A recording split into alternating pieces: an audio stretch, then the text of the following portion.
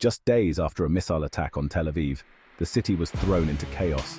The night sky was lit up with explosions, and the air was filled with the sounds of sirens and panic. The attack left the city on edge, with residents fearing for their safety and the government scrambling to respond. In a swift and decisive move, Israel launched Operation Days of Reckoning, a large-scale military operation aimed at retaliating against the aggressors. The operation saw military jets taking off in rapid succession, filling the skies with the roar of engines as they headed towards their targets. The operation targeted 20 military sites in Iran, each carefully selected for its strategic importance. The strikes were precise and devastating, leaving a trail of destruction in their wake. Military bases, command centers, and supply depots were all hit, crippling Iran's military capabilities. This has the world on edge, and here's why. The conflict between Israel and Iran has long been a source of tension in the region, and this latest escalation has the potential to ignite a much larger conflict. The international community is watching closely, with many fearing that this could be the spark that sets off a wider war. Israeli jets targeted Iran's bases in Elam, Khuzestan, and Tehran provinces, areas known for their military significance. These regions house some of Iran's most important military installations, and the strikes were aimed at neutralizing what Israel described as immediate threats after Iran's initial assault on Israel. Military analysts have been quick to weigh in on the situation, with many agreeing that Israel's response was both measured and necessary. Israeli military officials have stated that the operation was designed to send a clear message to Iran. Any attack on Israel will be met with swift and overwhelming force. With 2 confirmed Iranian casualties, the human cost of this conflict is already being felt. Hospitals are treating the injured, and military funerals are being held for those who lost their lives.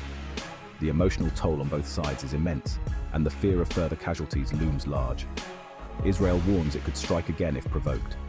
The Israeli Prime Minister has made it clear that the country will not hesitate to defend itself, and military forces remain on high alert, ready to respond to any further aggression. Iran, meanwhile, claims its air defense successfully intercepted most of the attacks, keeping damage to a minimum. Iranian officials have downplayed the impact of the strikes, insisting that their defenses are more than capable of protecting the country from further attacks. The United States, watching closely, called Israel's move self-defense, emphasizing that these strikes avoided civilian areas. US officials have reiterated their support for Israel, while also calling for restraint to prevent the situation from escalating further. The precision of the strikes was evident, with military targets being hit while civilian areas were largely spared. This has been a key point in the US's defense of Israel's actions, highlighting the care taken to minimize civilian casualties. Washington hopes this will close out the back-and-forth military exchange. But reactions are mixed. While some see the strikes as a necessary response, others fear that they will only serve to escalate the conflict further. Qatar called the strikes a blatant violation of Iranian sovereignty, condemning Israel's actions and calling for an immediate end to the hostilities.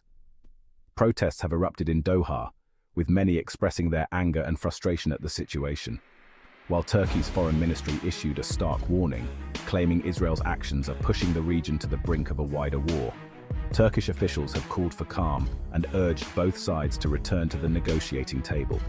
The fear is that this escalation could destabilize the entire region. The Middle East is already a volatile area, and any further conflict could have far-reaching consequences. The potential for a wider war is a very real concern, and many are calling for immediate action to de-escalate the situation. And while the US shows support, many countries, from Saudi Arabia to Malaysia, are urging restraint. Diplomatic efforts are underway to try and bring both sides to the negotiating table and prevent further violence.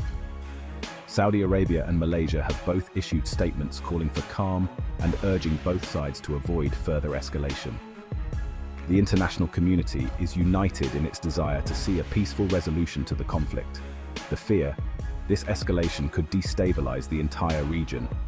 The potential for a wider conflict is a very real concern, and many are calling for immediate action to de-escalate the situation.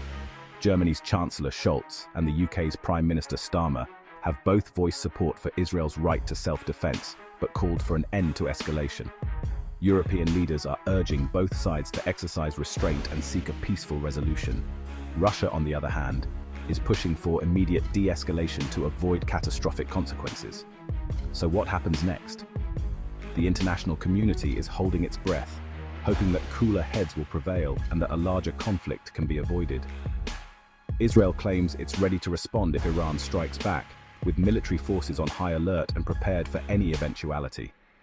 The country is determined to defend itself and will not hesitate to take further action if necessary, and Iran has pledged to defend its territory. Iranian officials have vowed to respond to any further attacks, and the country's military forces are on high alert, ready to defend their homeland. We're seeing calls for restraint, but will diplomacy be enough to prevent a larger conflict? The international community is working tirelessly to mediate between the two sides, but the situation remains tense. Could these escalating tensions lead to a larger conflict, or will cooler heads prevail? The world is watching and waiting, hoping that diplomacy will win out over violence, or will cooler heads prevail? The hope is that through dialogue and negotiation, a peaceful resolution can be reached, and further bloodshed can be avoided.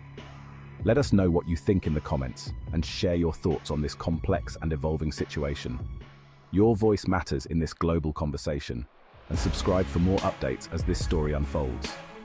Stay informed and stay engaged as we continue to bring you the latest developments in this critical situation.